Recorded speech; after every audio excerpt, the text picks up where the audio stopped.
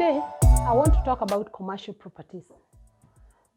Commercial properties are largely in this country defined as the properties where they are built predominantly for use for shops and offices.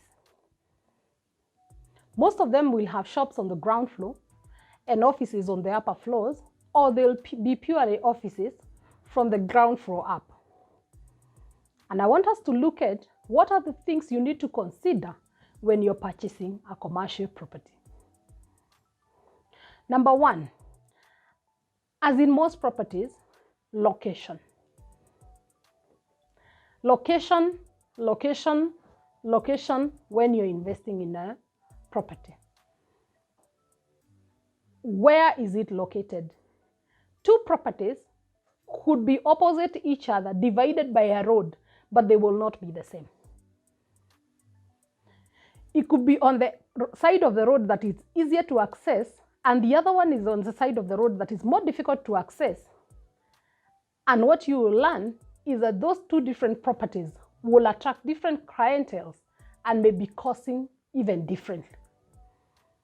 So you need to look at where the property is located vis-a-vis traffic flow, vis-a-vis pedestrian, vis-a-vis all the infrastructure that is offered, so that you can have all the amenities that are required by your tenants, because that means more amenity, more money, because you have more tenants. The second thing that you need to look at is that you need to take an inventory of the whole property. As opposed to a lot of residential properties, commercial properties are a bit complicated because you will have a lot of things that are actually provided in a commercial property to make offices comfortable. So you need to go through the inventory, not only of the physical building, the spaces and their areas, the lettable spaces, the staircases and fire escapes, the lifts, the generators, all plants and equipment including water pumps, fire water pumps, the fire equipment, which will mean that you have to look at the hose reels, you have to look at the other firefighting equipment that are provided, you have to look at all the things that are actually provided as amenities in that space. You need to take an inventory of the parking, and you need to check through all these issues so that you're sure what it is that you're actually buying. I've found a lot of people come and sign up to buy a commercial property only to have the deal broken because they had not considered that the equipment, sometimes which are very expensive, needed to be replaced. And you might buy a property and realize that you needed to almost immediately replace lifts or generators or air conditioners, things that could be very expensive. The other thing that you need to consider when you're buying a commercial property is you need to look at the management. And management, you need to look at whether it is professionally managed, and in the professional management, is it outsourced or is it managed in-house? If it's managed in-house, you might want to hire an independent person to come and verify some of the information that you'll be given. Some of the things that you need to ask from management, the first is a tenancy schedule.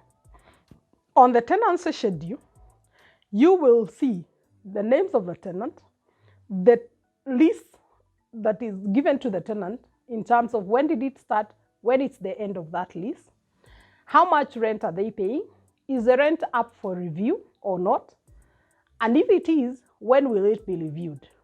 You need to also check out what kind of tenants are there. Are they mainly corporate or they are small SMEs? Because there are different risks to some of these tenant profiles. The other thing that you need to ask from the manager is the billings and collection schedule. This details how much money is billed in a month or a quarter, and how much is actually collected, and how much arrears are existing in the property. that would mean probably that the management is not up to speed, or that the property is a good property, depending on what you see in these reports.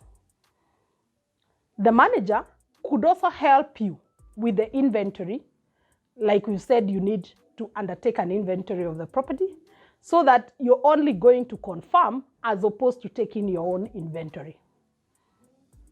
The manager will also be able to give you a history of the property, because if you're buying an older property, it will have a long history, and from the financial history, the reports, management reports, if you got, say, reports for 1 year, you'll be able to see some of the areas that probably need to be changed, or some of the areas that form the strength of that property.